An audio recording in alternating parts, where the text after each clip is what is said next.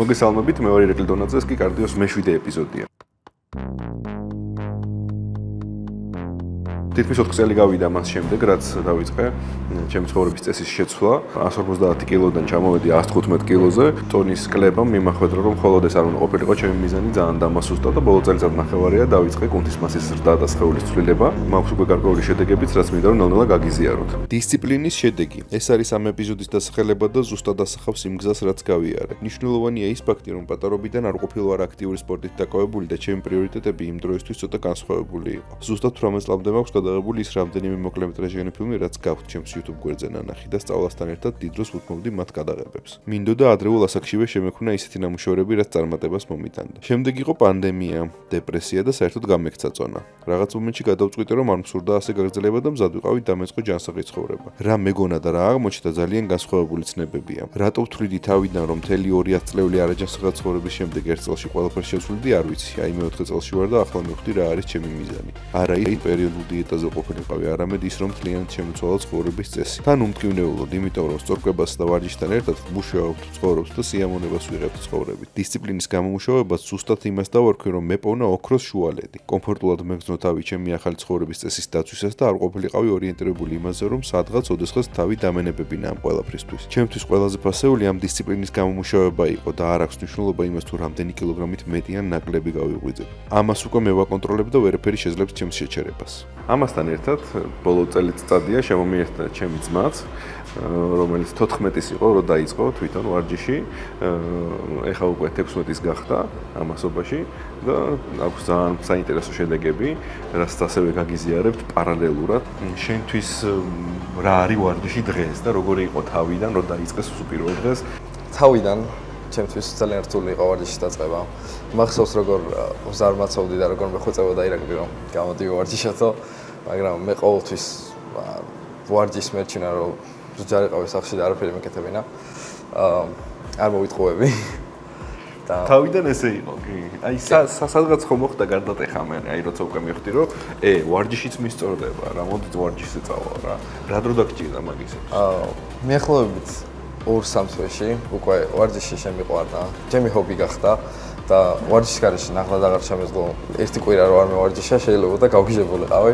ძალიან მნიშვნელოვანი იყო ასევე ცივი აბაზანები, ხო? როდესაც ცივი აბაზანები, საუნები, რაც სადღაც მივხვდით, რომ ვარჯიშთან ერთად ჩვენ ესეც გვჭირდება და ესეც მოგწონს და ესეც გვჭირდება და იშვიათად არის ფოტოშოპის საქართველოში და თბილისში ისეთი სივრცეები, სადაც ვარჯიშით შეგიძლია და საუნაში შესვლა შეგიძლია მით უმეტეს სხვადასხვანაირი საუნაში, ანუ როგორც ფინურ საუნაში, ასევე ორთქლის საუნაში, იგივე ჰამამში. და ეს პრაიმფიც აქვს როგორც ვაჟას ფილიალშიც, ასევე ახალ თამარაშვილის ფილიალში, რაც ჩვენთვის ძალიან დიდი კომფორტია. პრაიმფიტის ვაჟა-ფშაველას ფილიალში დავიწყეთ ჩვენ ვარჯიში და ვაჟა-ფშაველას ფილიალზე გიჟდებით ძალიან გვიყვარს და აშკარად ეს ფილიალიც ძალიან შეგვიყვარდება, იმიტომ რომ უკვე მეორეჯერ ვართ აქ, ჯერ ტექნიკურ გახსნაზე ვიყავით, ახლა უკვე ოფიციალურ გახსნაზე ვართ.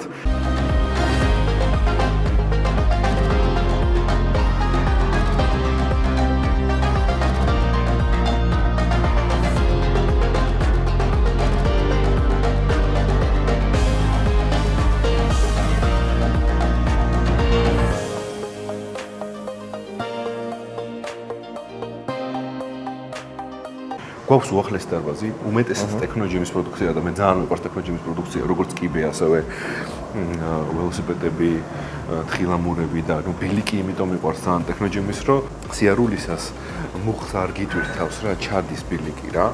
და ეგ ძალიან მნიშვნელოვანი, იმიტომ რომ მე რო წონა მაქვს და საათი რო ვდგავარ ხოლმე ჩვეულებრივ ბილიკებზე, ძალიან მტკივრდება მუხლები. ეგ ნიკოლოზი არის წყალბურთელი.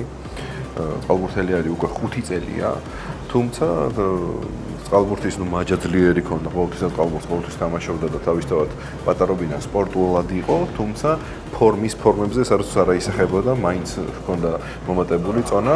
ჩვენ გვაქვს ვიდეოები, ასევე YouTube ბლოგებში, სადაც ნიკოლოზის უფრო პატარაობა ჩანს, სადაც უფრო პოტკუნა არის. და შემდეგ ზუსტად მაშინ როდესაც დაიწყო მან დარბაზში ვარჯიში და საუნაში ყოველდღიური სიარული და ცივი წყლის თერაპიები და ამ შემდეგ სადღაც ძალიან სერიოზული შედეგი გამოიღო მის ფიზიკაზე და ასევე ძალიან მნიშვნელოვანია ის ფაქტი, რომ მასში არის ახლა ზრდის ჰორმონი. და ყველა ამასაკის ადამიანში არის ზრდის ჰორმონი და მაქსიმალურად მაგიტო არის საუკეთესო ვარიანტი ამასაკში ვარჯიშის დაწყება. ძალიან მნიშვნელოვანი იყო ის დისციპლინა, რა დისციპლინაც ჩამოვიყალიბეთ მე და ნიკოლოზმა ბოლო წელიწადის მანძილზე და მე ხშირად მithქვამს და კიდევ ერთხელ გავიმეორებ, რომ ნიკოლოზი რო არა და ნიკოლოზის ჩართულობა რო არა ამ ვარჯიშებში შეიძლება მე ესეთი დისციპლინა ვერ შემენარჩუნებინა მე თვითონ და სადღაც რაღაცაში მომეკლო, მაგრამ როდესაც ნიკოლოზი თვითონ ესე მნიშვნელოვნად ჩაერთო და ესე მნიშვნელოვნად დაიწყო თვითონაც ამ ყველაფერზე ზრუნვა და ვარჯიში, აი ის მომენტი რომ აი მე თუ არ წავალ შეიძლება ნიკოლოზთან საქმე გაუბუჭდეს და რაღაც მანაც იზარმაცოს ამის გამო მე რაღაცნაირად ერთმანეთს ვაძლევდით ამის დისციპლინის შენარჩუნების მუღამს. ეს შედეგები კიდევ ერთხელ მინდა ვახსენო, რომ არ არის აბსოლუტური და ეს შედეგები ანიშნავს იმას, რომ ამაზე უკეთესი შედეგები არ შეიძლება ყოფილიყო კონკრეტულ დროში და ბევრმა დაგვიწერა კიდევაც, რომ ერთ წელშიო ხალხი ისეთებს აღწევს, ეგ რა არისო, მაგრამ ჩვენი მიზანი არ იყო მხოლოდ ჩვენი ფიზიკური რაც სხეულის შეცვლა, იმიტომ რომ ჩვენი მიზანი ასევე იყო გვემუშავა, გვესწავლა, გვეცხოვრა და ბედნიერები ყოფილიყავით იმით, რომ კარგად ვართ და ჯანსაღად ვუძლებთ თავს, ანუ მხოლოდ იმაზე რომ გვეზრუნა ჩვენ რომ სხეულები შეგვეცვალა, ბევრად უკეთესი ფორმა გვექნებოდა. მაგრამ ზუსტად იმიტომ რომ ჩვენ სხვა ყველაფერთან ერთად ვაკეთებდით ამასაც, დავისწავლოთ რა შედეგზეც გავედით, ის შედეგი ჩვენთვის არის აბსოლუტურად მისაღები და ჩვენ გვირჩევნია დროში მივიღოთ რეალური შედეგი და 2 და 3 წელში გავიდეთ მაგარ შედეგზე, ვიდრე რაღაც სასწრაფოდ, სწრაფად.